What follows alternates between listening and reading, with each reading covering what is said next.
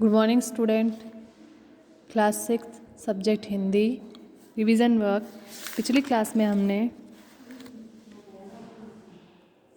नवजीवन का विहान कविता का पुनः दोहरान किया था। उसके बारे में हमने कविता में पढ़ा था कि कवि जो है संसार में क्या करना चाहता है, दिशा दिशा में प्रेम का प्रचार करना चाहता है और मानवता का परित्राण करना चाहता है। और वो कैसे हो सकता है?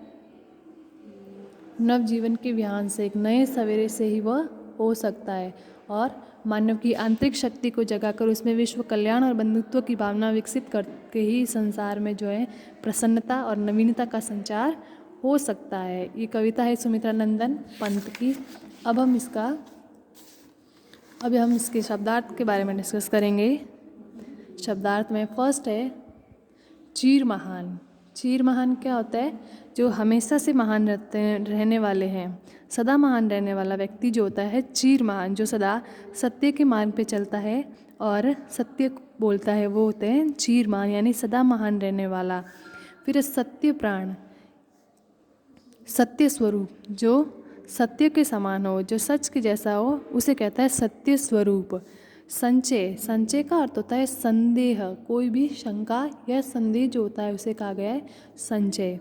फिर है अंधभक्ति। अंधभक्ति जो होती है किसी में तर्कहीन आस्था, नकारात्मक भावना या तर्कहीन आस्था जिसका कोई मतलब नहीं होता है।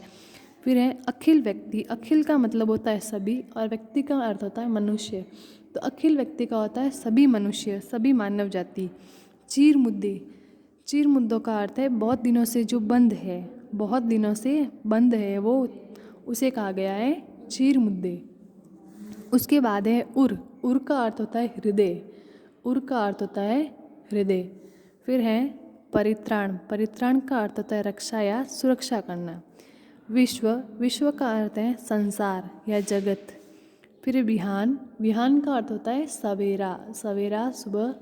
विहान, विहान का अर्थ होता है सवेरा या सुबह। अब हम इस पाठ के सही उत्तर चुन के निशान लगाओ,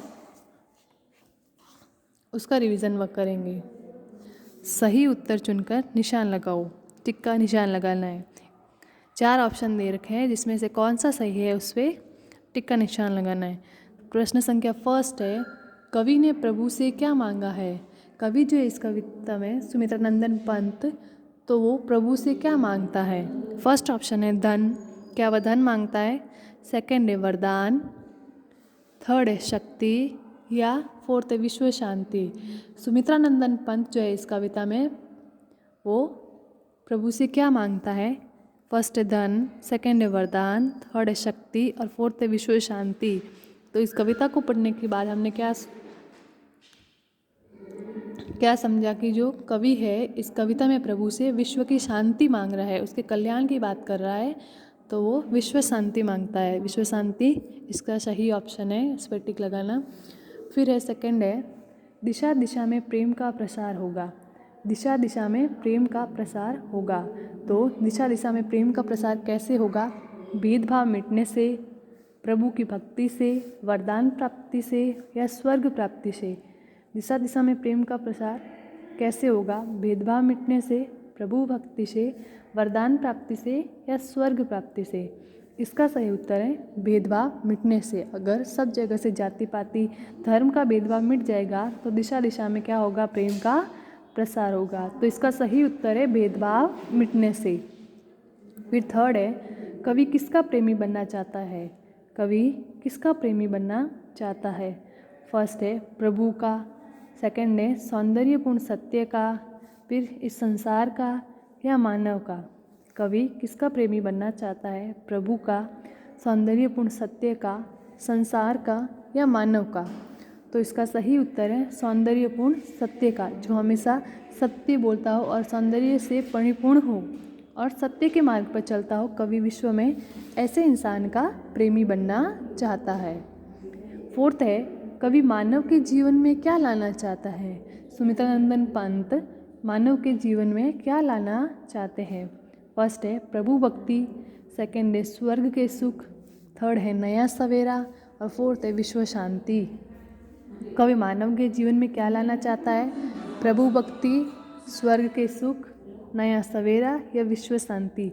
तो कवि मानव के जीवन में नया सवेरा लाना चाहता है। क्या लाना चाहता है? नया सवेरा। तो इसका सही उत्तर होगा नया सवेरा। फिर है कविता के रचयिता हैं।